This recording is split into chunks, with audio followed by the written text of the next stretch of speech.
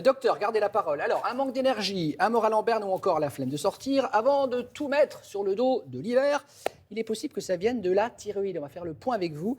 Vincent, tout d'abord, quels symptômes doivent nous faire penser à une thyroïde qui fonctionne mal? Les éléments dont vous venez de parler peuvent faire penser à une hypothyroïdie. Effectivement, c'est quand la thyroïde fonctionne un petit peu au ralenti. Et j'ai souvenir d'avoir vu une patiente il n'y a pas très longtemps qui est arrivée. Habituellement, elle est très pétillante, très joviale. Et elle est arrivée en me disant qu'actuellement, elle se sentait un petit peu ralentie, avec une difficulté de concentration, une prise de poids. Frileuse? Frileuse. Effectivement, Souvent, la hein. frilosité peut correspondre à une hypothyroïdie. On doit y penser. Les signes sont peu spécifiques, on y va. En revanche, le tableau, en général, peut y faire penser. On va rechercher, Il y a nous, tout ça, alors. des cheveux cassants, si la peau est plus sèche, des crampes musculaires. Voilà, c'est un tableau qui peut faire penser à l'hypothyroïdie. Dans ce cas-là, on fait une prise de sang, on mesure la TSH, et ça s'est confirmé pour cette patiente. Sur la La TSH, TSH, qui est une hormone qui permet de savoir, lorsqu'on a une hypothyroïdie, la TSH est augmentée. Et là, ça permet de confirmer le diagnostic et de faire d'autres examens supplémentaires. Bon, concrètement, elle se situe où exactement cette glande?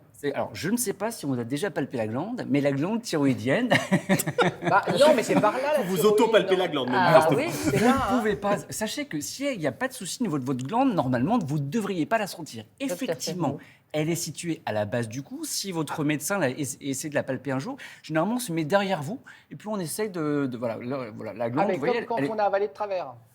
Pardon?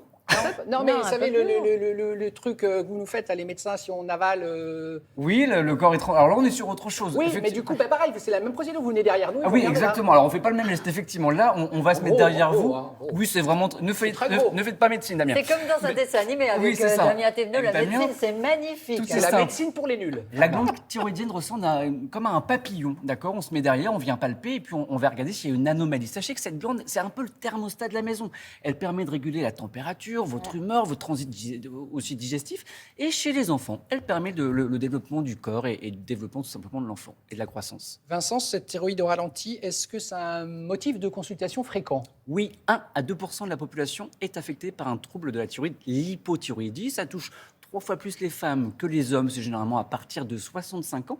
Et je ne sais pas si vous connaissez le test de Guthrie. Vous savez, c'est ce petit test qu'on fait chez les nourrissons où on coupe, on fait saigner au niveau du talon, sur un buvard, et puis on va chercher différentes maladies, notamment l'hypothyroïdie congénitale, où en fait, à la naissance, il peut, et c'est assez rare, que les thyroïdes ne fonctionnent pas bien. Du coup, dans ce cas-là, on le détecte rapidement et on met le traitement en route. Bon, les symptômes n'ont pas l'air d'être très sympas. Comment ça se passe du côté en fait des traitements? On peut agir? On peut faire quelque chose? On peut agir en effet. Alors, comme la thyroïde ne sécrète pas d'hormones thyroïdiennes, on va donc en apporter par la bouche un traitement qui se prend à vie, mais qui permet de faire disparaître très rapidement tous les symptômes que la patiente avait. La contrainte, c'est effectivement de le prendre régulièrement, de prendre ce traitement à vie. Alors, je suis sûr qu'il y a des gens qui se disent dans la télé, ils sont gentils, mais moi, j'ai pas d'hypothyroïdie, mais j'ai de l'hyperthyroïdie. En 2 mots. Le En 2 contraire, mots, c'est tout l'inverse. L'hyperthyroïdie, tout est accéléré. Transpiration, tachycardie, le transit est plutôt accéléré. On est plutôt speed. On peut avoir une versant plutôt à maigrir. Donc ça fait penser à l'hyperthyroïdie. On consulte son médecin, bien sûr, pour faire un bilan si besoin. C'était très clair, docteur. Merci. J'ai essayé. Bravo.